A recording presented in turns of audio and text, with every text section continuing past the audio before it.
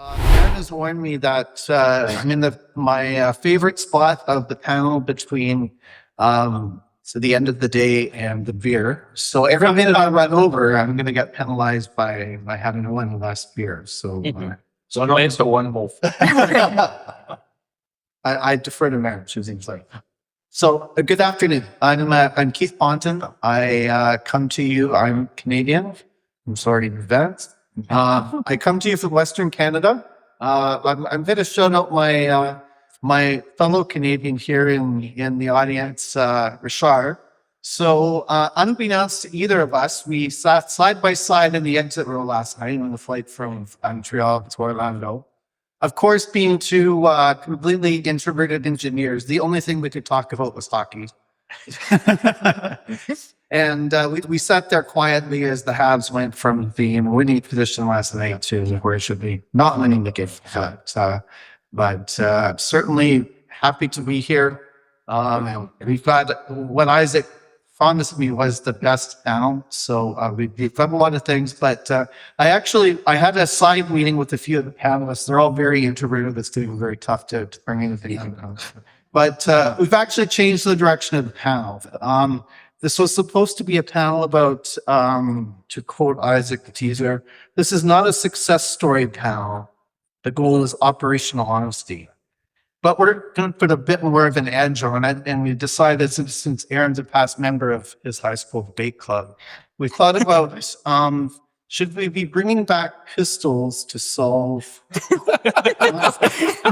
Yes. And, the tagline is, well, if you're dumb enough to do that, that kind of will probably frame the panel today. But I'm going to let each of the panelists introduce themselves in their own words. And then we'll dive in with the questions. So, Matthieu, please start us off. Matthieu Guerin from Nokia.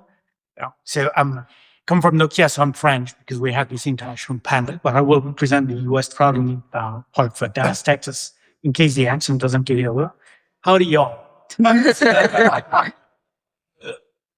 Hildreth. I'm one of the founders of Intellipop Internet Services. We started as a fixed wireless provider, and we moved into the open access space.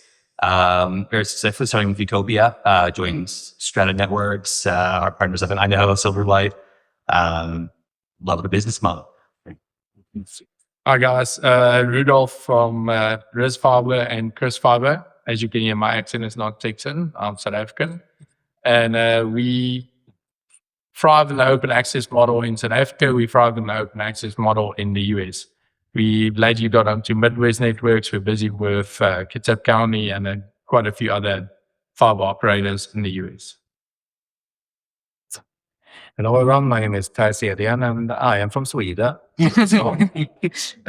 I running our founders running a software company called OciusX and become sponsor and partner together with COS here. But here in this panel, I'm sitting here as a founder and owner of a small open access network in Finland called Fibre in Finland, and sharing the experiences from there. Explain is it? How's everybody doing? Thanks for Meyer from HDR. I work for a company that's 15,000 employees. What's unique is that we are employee owned. I lead the broadband telecom practice.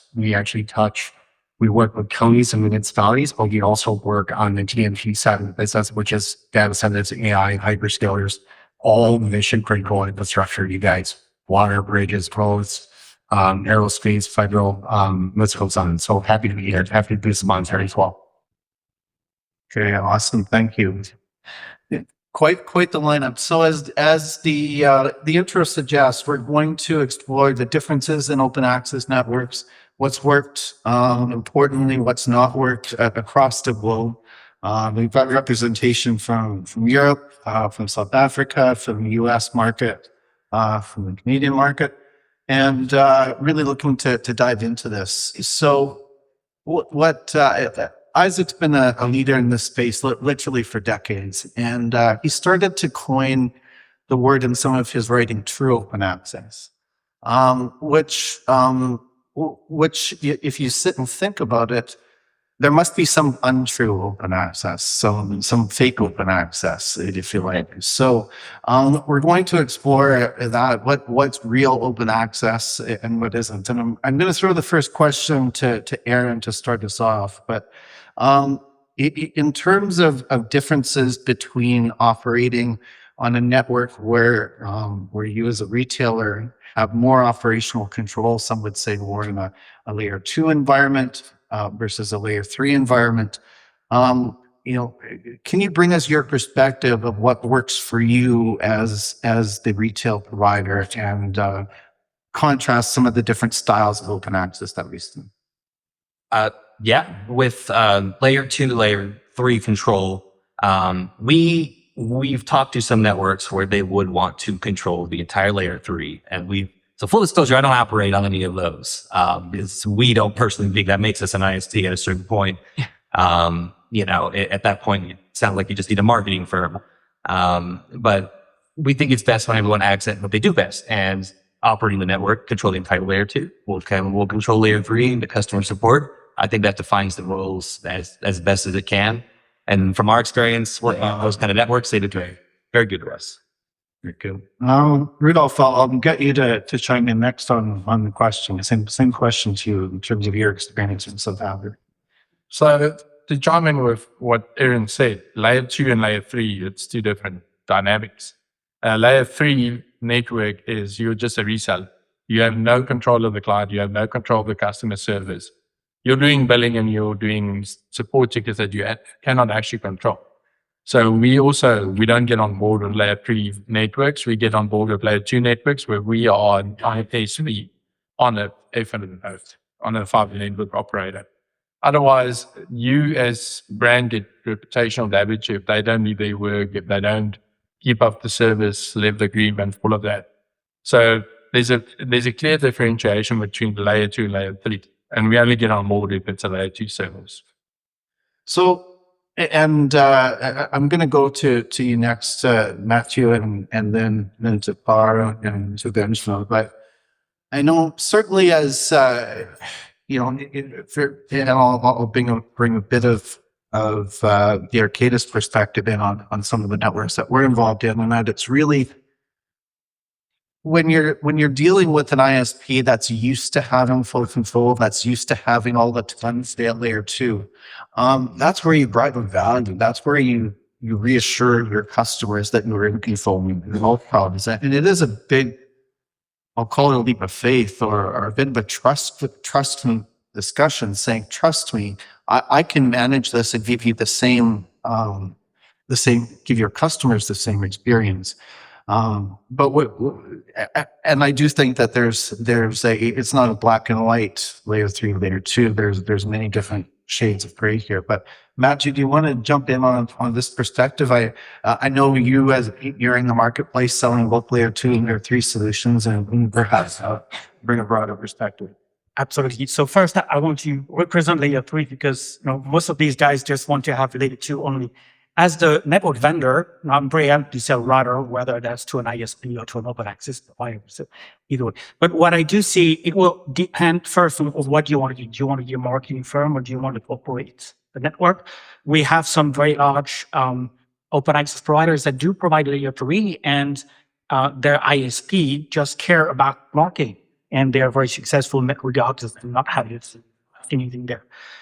We also see some very small ISPs that do not really have a router. They go with very cheap router. They do not have a good solution. They don't really know how to operate. So asking the open access providers to provide the layer 3 will provide sort of a lot of value. But obviously, you can have either model, and on our side we'll work with whatever the open access provider wants to do. Mm-hmm. By the way, we see some open access providers start layer 3, and after you have some ISPs that come in and say, oh, no, I want absolutely to be the one doing the PNG functions, and they move from layer 3 to a layer 2. Right. In evolution, Benjamin, I see you grabbing the mic. I think just touch on this here, but so each year is very agnostic when it comes to the model. Obviously, we see a lot of benefits with the open access architecture platform. We do a ton of master planning internationally, right? And really the goal behind this is how do we understand what the local community is saying? What is the county? What's the municipality? What's the village saying? right? So on the front end, we do a lot of kind of strategic communication to be able to help educate what that make and model looks like. We recognize that open access there's a lot of benefits there. Where does it make sense? Where does it not make sense? I just wanted to touch on a little bit of what you bring it up there. Thank you. Ara, you want to jump in on this one? No, I think I agree with the gentleman here. I mean, it's going to be a proper ISP. You need to take care of customers fully and not just be that outsourced sales company, so to speak. So I totally agree. Okay, so I'm going to keep you talking. In terms of the role of the retail ISP, how far do they go? So, we see in some markets where retail ISPs are being asked to do fiber work, to do the drop, to do the in-home ONT install. Bring us your perspective on that role for the retail ISP. Hard. Yeah, well, my view of that is that if you are a network owner and there are multiple ISPs on top, I think it makes sense that you have one set of operational principles, one set of crews that are supporting, do the installs and activate of clients, regardless of the ISP. It doesn't make sense to have multiple ISP having readiness, especially if you go to smaller villages and semi-rural areas. It doesn't make sense. So I think that is a network owner's job to do that. And I also think that that's also, that's also very important the way you build your network from day one and make sure that you have all the homes that you're passing ready to be installed and serviced in a proper way. Right. Are we hearing part of that? Do you need to give a little else from my video? Yeah. He was asking a question. Okay. All right. Yeah, certainly in some of the networks that we've seen as Arcadis, geography is a big factor. Sometimes they're built with government funds, and the practicality of having an ISP with boots on the ground, with equipment on the ground to do those installs, sometimes it's going to take an hour of what we call windshield time to reach that residential subscriber. So the ability of the network owner to support that is certainly seen as valuable by the retail ISPs. Guerin, do you want to comment? I mean, I agree. We are entertaining some potential markets where they would want the ISPs to potentially bring the ONT. I wouldn't necessarily say no because I do want to expand my market presence, right? But we're definitely trying to steer the direction toward full control. It just makes more sense to us as well. Like, I don't want to have to hire a tech from day one in this new market. I've already got to put marketing people on the ground, and then having that cost, it doesn't make sense for us until we get several hundreds of customers on a network. So at least for us, that's just not our business model. So, but I mean, I'm not going to turn down an opportunity, so we'll see how it goes. Mm-hmm. Unless you can make your sales guys do the installs. Or getting the installs to the sales. Yeah. Again, we kind of see a dichotomy here. Some networks where the network owner is very, I'll say dogmatic that it's going to be a quote fair competition. No one gets the advantage of doing the drop and having that first discussion with the customer. That the network owner takes on that responsibility and maintains that end to end.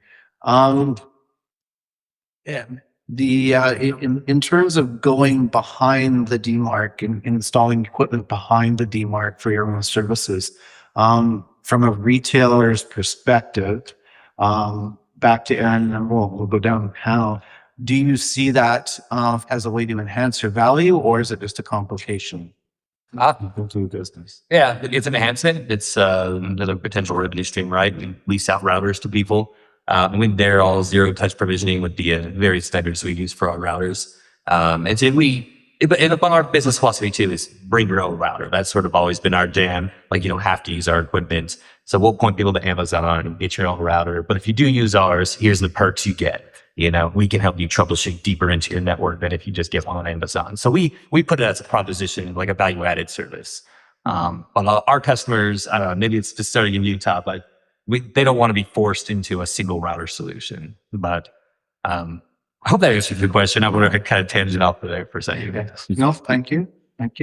Anyone else want to jump in on that? I'll jump in on this. Our model is a lot different. We force the client to use our router as the first router because we have access to that to troubleshoot between them slow speeds, when they're down, all of that. What we then suggest to them or provide to them is if they want to further Wi-Fi without their house, we'll suggest routers from Amazon and so forth. But that main router is a Rizz Fibre router that we can manage and we can operate because they keep on forgetting Wi-Fi passwords, they keep on forgetting admin passwords, and then it's a reset. When they reset, it's a new setup of all of by itself. It takes resources from our side. Mm-hmm. So we've gotten to a point where we force them to use our router. What if they want to and they've got a whole mesh system within the house, we'll switch off the Wi-Fi at that router. But that is the main router where we log in and we own the network from there further on. Okay. So necessarily for you, the router is your anchor point, not necessarily the Wi-Fi functionality. No, not necessarily. But what gives that capability to us is that we can manage that client remotely from anywhere and make sure that they have a quality of service going forward. VPNs, we can set up on there, we can set up QoS, all of that. But that router is ours to make sure that the client has a good quality of service going throughout the house. Mm-hmm. Mm-hmm. Matthieu, from Nokia's perspective, what are you seeing in the markets that you're in?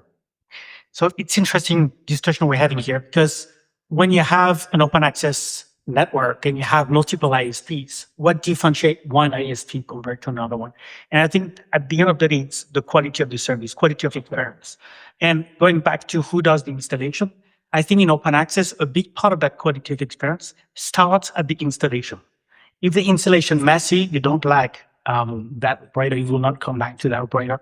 And if you let the open access do that for you, you have to make sure that you trust them that they will do the right job. If they don't, you could potentially lose the business. So I understand why it's easier to have the open access provider who is on site, put a feet on ground to go and do that installation. But I think it's also very important to quote unquote create some critical SLAs. And by the way, it's the same thing on the Wi-Fi side.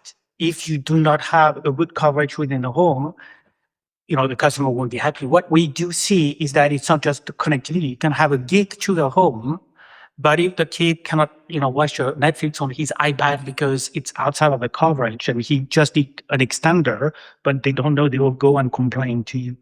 So I think that's, customer experience is critical to demonstrate and to retain the customers.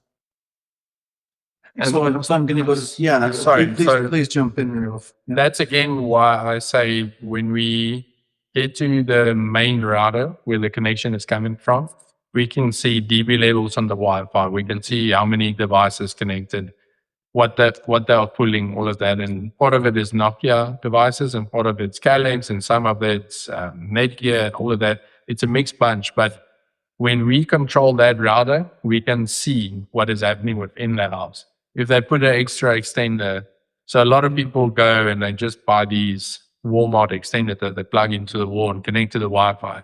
And I always tell them, if you're standing outside and your signal is bad outside, but you just plug in something into the wall, it's not going to get better. You're going to have great signal there, but the signal you're getting is not great.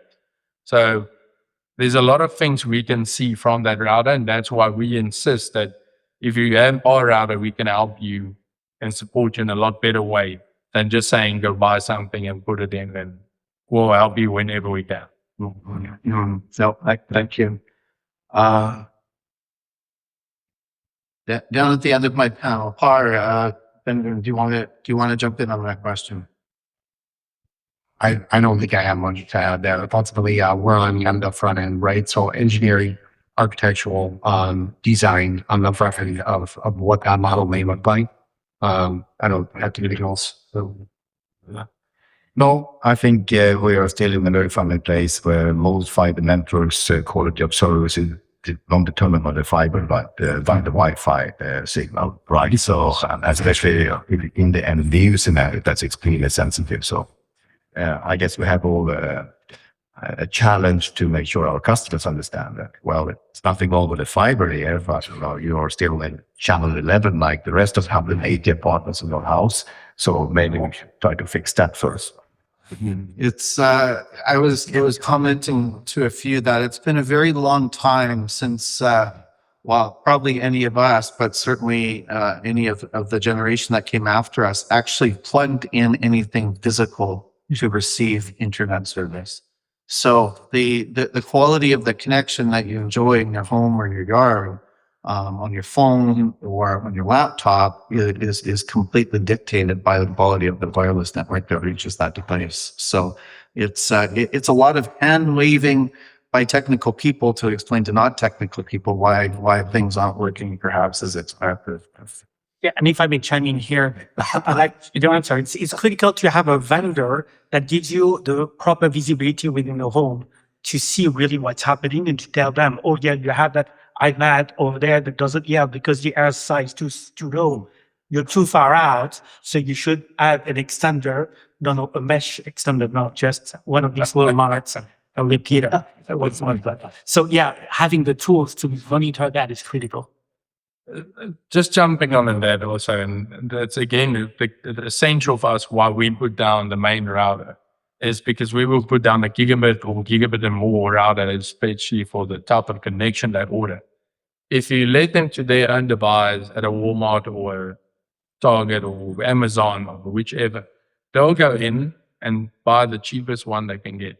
And a lot of times that's a cheap one and it's got Wi-Fi 4 still on it. It's a 10100 switch and all of that. And then they complain to us as ISP, your connection is slow when the routers are capable of doing the speeds.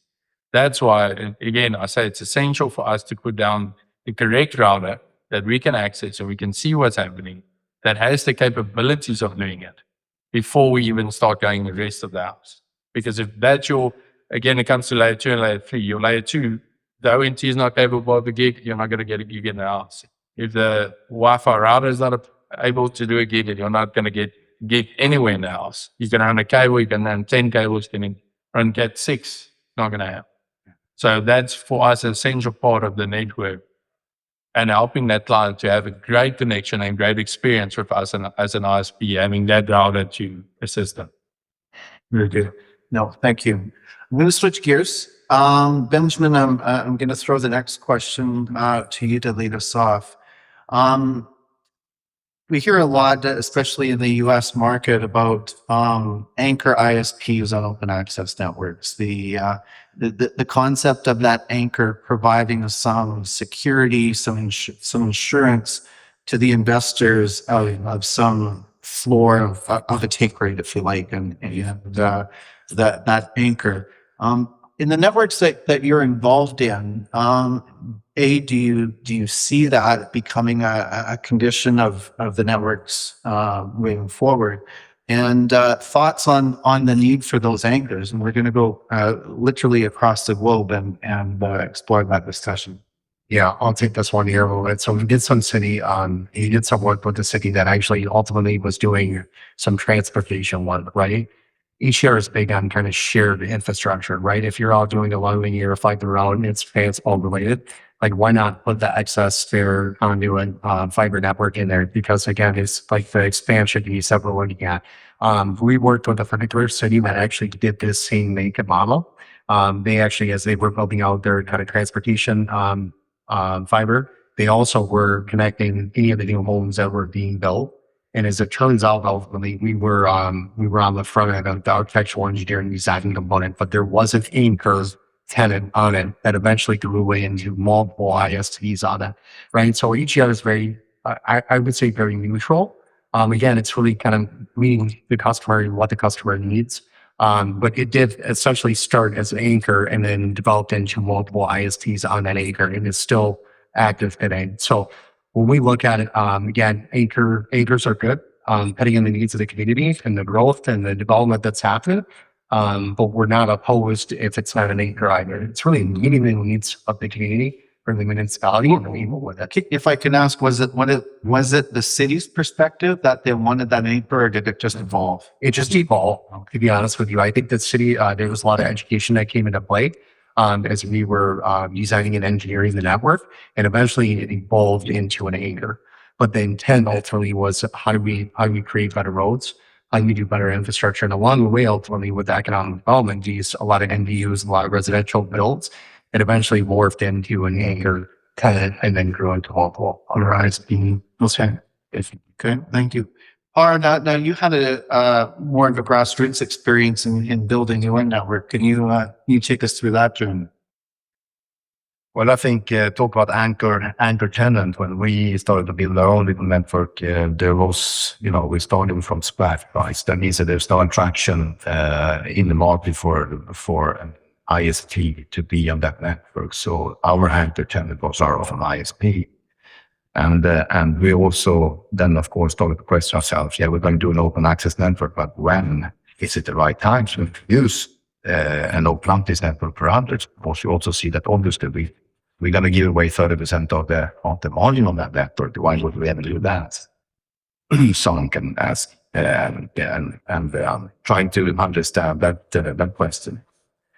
But eventually, after time, we have seen now that in specific areas, the sales are being saturated, and we now open up the network for additional ISPs, and that has turned out really good, especially with ISPs that also can offer a bundle with mobile subscriptions and so on. So, the initial anchor tenant was a necessity to at all get started. But over time, we've seen that now we have reached critical mass to start introducing additional licenses. So if I could ask in that evolution where you started with what I'll call the house brand, the house retail brand on the network, as other ISPs came on, did you maintain your house brand or did you let it fall into the background?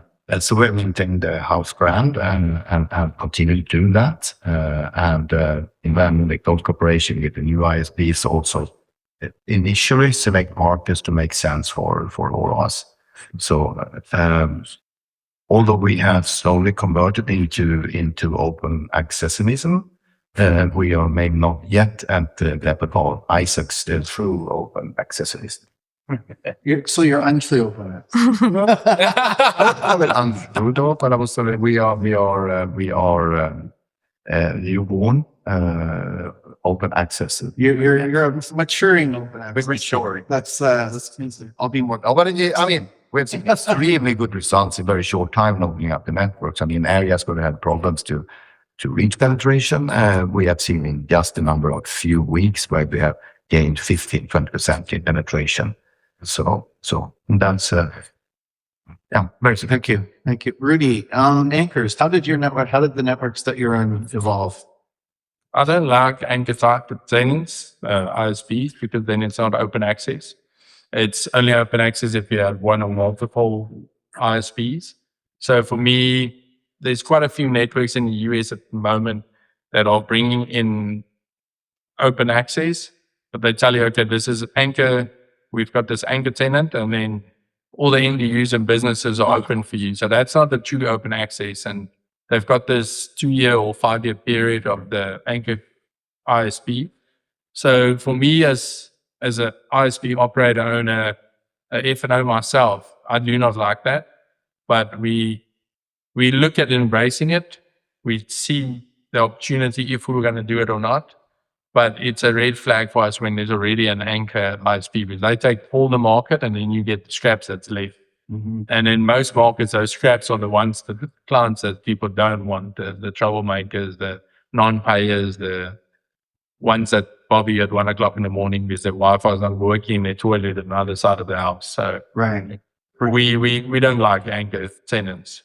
It is a thing. If you have their own network, it's nice to have. But if you want to be open access, you have to be a true open access, not an untrue open access like bars. No. Make sure.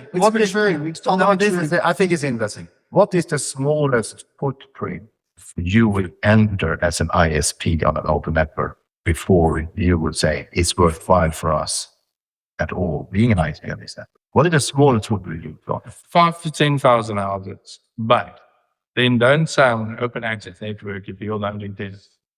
That's the biggest thing. So I'm open for open access, and I agree with Paul.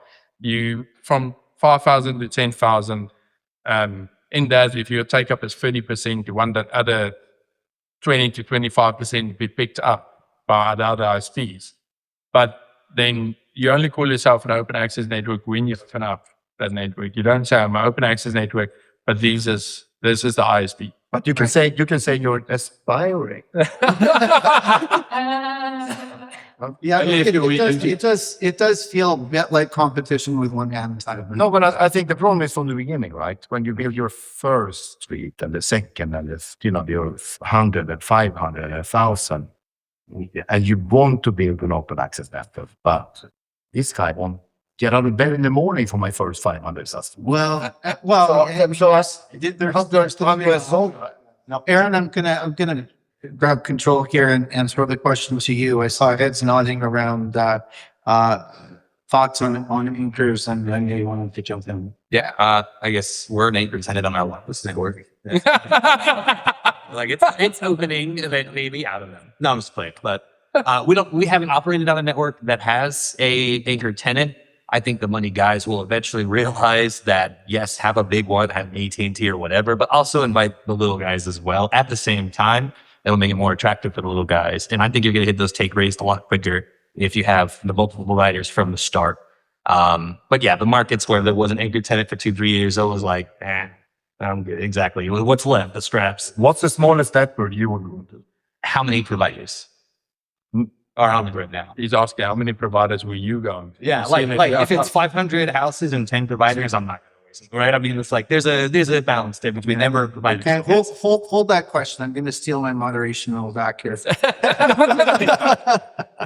Matthieu, I want you to come in on the anchor question. Yeah, so it's funny because we don't talk about the money aspect.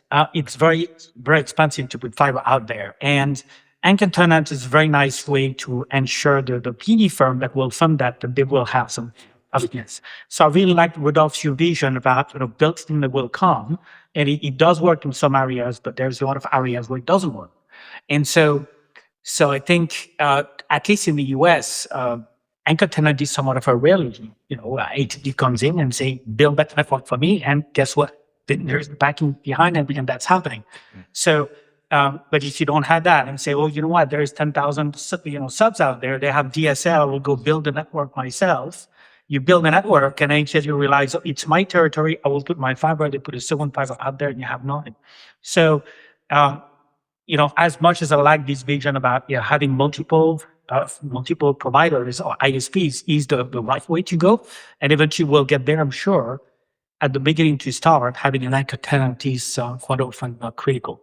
Mm-hmm. Can I jump in there? So I'm going to be... I told you I'd have to work really hard. I'm going to probably shoot myself in the foot here, but I love the networks after 2 years of having AT&T T-Mobile. Because after that, those clients want something else. Because they get better support, better service, better pricing, better transparency on what is happening on that network. I'm not going against AT&T, sorry. You guys are big, but you mess it up.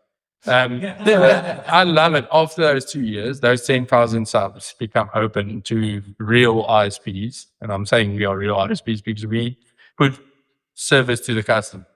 Where those guys just see it as a number. So when those networks open up from one anchor tenant to the rest, it becomes free fall. And it's great because now the tenant that was forced to use only one provider now gets an email saying, if you're not happy, here's 4 other guys. They jump to someone else, they get better service or not better service. But now they have options. But for those 2 to 5 years that they only have one person, your take-up rate is going to be slow because 90% of those anchor tenants are these big providers, which nobody wants to work with. So that's a catch-22 when you look at it. Right. And then at that point, the market decides who takes share and who doesn't. Exactly. Yeah, fair. So we've got about 5-ish minutes left. I'm going to have a sort of a quick round of questions here. We joked about what's the right number of competitive ISPs on an open access network, and this is probably about the same question as asking someone what's the right amount of children to have in your family. So I'll start at the far end with Benjamin, and we'll work our way this way in terms of a quick round. I'll touch on this here a little bit again. I don't think I have the right number, right? We are an architectural engineering firm, right? Our engagement is certainly with the city or county or ISP that's looking to do X, Y, and Z. But I think at the end of the day, ultimately, what we've seen on engagement we've had is anywhere from 4 to 5 providers on that network. Thank you. You don't answer my second question. It's okay. Keep going. Number of children. Yeah. I only have 2, so. No, I think the right number is so depending on the phase according to the previous discussion. So, but I think as a mature open access network at reasonable scale, I think the customers benefit from having somewhere between 5 and 10. I mean, joking. As early as possible. Even with they don't, the demographics pyramid. For me, it is a sliding scale. You can have 2 operators on a network of 5,000, but you can have 10 operators on a network of 10,000. It goes about what is the market share that's out there. Because you get also bad ISPs that come on board and don't do any selling, and they get 10 clients, but they stay there forever. But then you're having another ISP that can come on board and take your market share a lot further. So we always, when we look as a fiber operator, we look at it, we say, who's actively working on a network to sell more in the new areas we go, who's marketing, who's doing the effort, and who's just stagnating on the clients they have. And then we give them an ultimatum to say, listen, you've got 6 months to get another 10%, otherwise we're kicking you off the main space for another one. Yeah, no, it's a quite real life question you dealt with of how to deal with bad actors on the network. Exactly. You know, manipulate the market in ways that shouldn't be or that just don't perform. Yes. And only one job. One is done. One was enough. Guerin. Yeah, sort of what Rudolf said. I think it's a combination of passings, like Utopia, for example, will work to 18, 20, stuff like that. And it works there because there's like 250,000 passings. So there's plenty of meat for everybody. You know, but 20 providers on a network with 10,000, by mathematically, half of them are going to lose, right? Like you got to balance the economics of whatever project you're working on, with the number of ISPs. And then echoing what you said, I think a lot of open access networks don't realize how valuable those spots are. Like, don't add more ISPs if you think you're not hitting the tape. Like, look at the one, there's almost always 1 or 2 providers. Just, I don't even know, what are you doing? Like, you're losing money every month. What are you doing here? And so, like, I don't know, just buy out their customers or something and put an ISP on there who's going to work if you want to get that take rate up. Because, you know, replacing one bad of a 3 is going to be far more valuable, I think, to the person coming in. So I don't know, that's the kind of radical idea I have. But and as far as kids go, we'll be the devil's advocate here and say 0, D, and I love it. So I love all your children, just not my own. That just sounds wrong.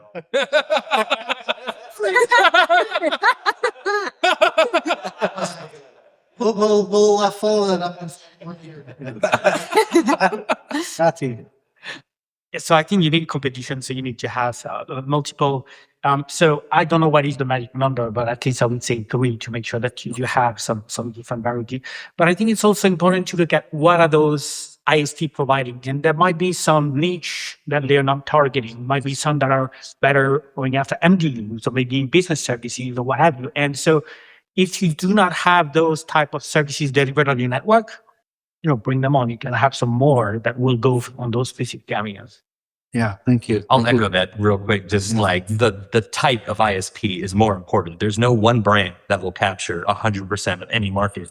And so find one that does this well, this one, you know, and diversify them and have them work sort of in tandem, selling different avenues to get that take up. Thank you. I think it's a question of how broadly or how your market segments, right? Do you have a niche ISP that is great agri-tech rural provider that can go after the farmers and one that can go after the young professionals that want all of the bells and whistles, you know, so.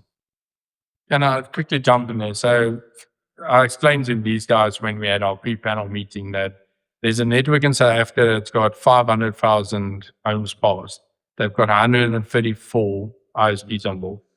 Way too much. There's ISPs that have 5 clients, there's ISPs that have 1,000 clients. But there's 3 ISPs that stand out. There's 2 that only do businesses, they don't touch homes. So wherever it passes a business, those are the guys that pop up firstly. And there's one that focuses extremely only on gaming. Yeah. And they're getting 500 to 600 sign-ups from teenagers and young adults, because they're 20, they're not adults yet, they're young adults. And they're getting those sign-ups, but that's their niche. They focus on low latency, not high speed, but low latency, good gaming internet. And they get that. So exactly what you said, there should be, you bring that ISP on your network and then they're going to sell to gamers. And the gamers you're not getting now, that you're going to get them. So me as a fiber operator, I always want all the bases covered, even if I don't do it, get someone to do. That would help. Yeah, it's in your best interest. Just continues to drive the penetration rate in the network. Okay, we're at T-minus 9 minutes to beer, and it's time for questions. Historically, who takes care of the SOC and security compliance? Is it, especially in Europe, I think you guys have gone first. I know Canada with Bill C8, it's going to have to index, where SOC pretty much has to be at SOC level. Is that the ISP is operating, or is that the actual fiber operator that's supposed to be responsible for that? Who wants to say that one? The European can answer that. No, I mean, the ISP needs to have control of that, but I mean, you know, with GDPR and all that other regulations, no one can swear themselves free from that. So it has to be all through the entire ecosystem. Yeah. It's a good question. So we've seen massive amounts of capital deployment in Europe to open access networks. And I know from some of my former colleagues in the banking industry that almost all the European lenders have placed the entire fiber sector on a credit watch. How do we ensure that not only the business works, but also the financial model works? I actually have a solution for that coming from Europe. I think you guys here have a fantastic opportunity to do better than what the local markets in Europe did. I will start connecting homes and sending invoices to customers. That's very This is profound. It was the same way in the pre-panel, don't worry.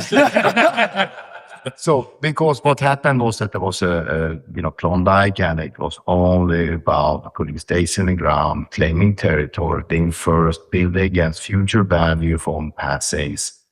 And the investment community was fully supporting those PowerPoints, by the way. So I mean, that was, what do you call them?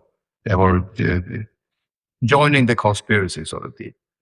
But in the end of the day, it's, interest go from 0 to 14%, and that way it's not so fun any longer. Not having any data fundamental. So that is my advice to the US market. Don't follow the European model by chasing homes past. Please connect customers, offer services, and send invoices.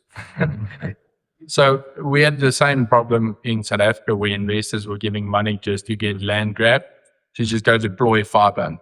And what has happened in that sense is they've also frozen to not deploy anymore because everyone is overbuilding in areas where there's already fiber. So in one street in Pretoria where I stay, there's 5 network providers on one street where they dug up the driveways 5 times. Where I sit with a Mac Act and I said, the next one that comes here, I'll dig up for them. But the thing is, exactly to Paul's point, is that laying fiber is one thing. Connecting homes is where you need to go to. And that's part of the open access is if you can't do it and you can't do it, I'll do it. And the next guy will do it.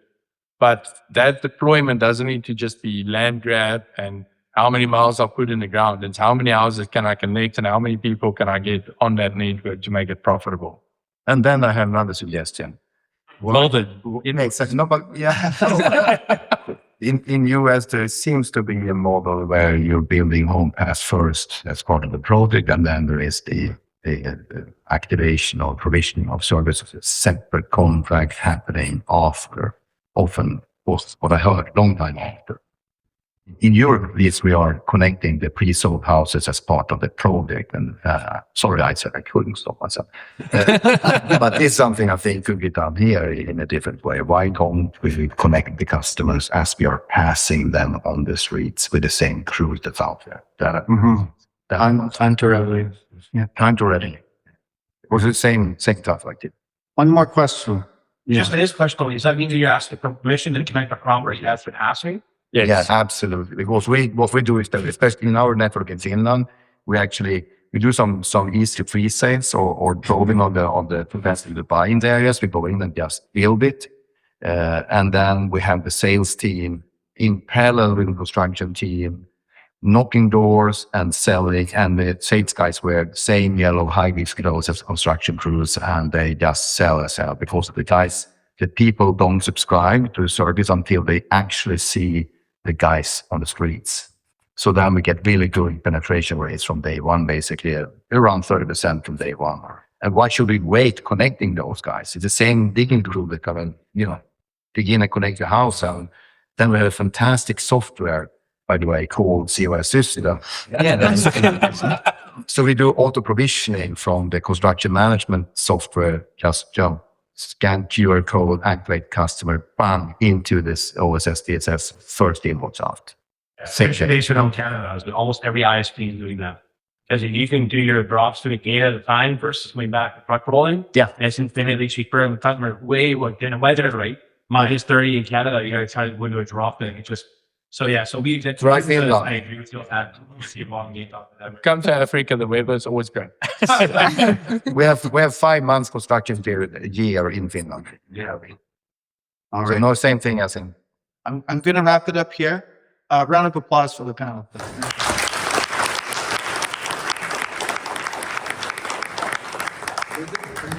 Close. Okay. Thanks, everyone. You stuck with us to the end. I don't see Will here from Vetro, but he's paying for drinks today outside. He's at the bar already.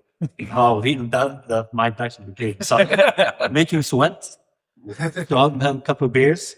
And of course, at 7, I hope I will see all of you at the open access bar. It will probably be a lot of people there. That's typically how it works. And they're free drinks and free food. Okay. Where? Yes, it's at the Celebration Brewery. Celebration Brewery. It's less than 10 minutes away from here. So Walking or driving? No driving. Don't walk. Uber. right. Thanks for coming, everyone.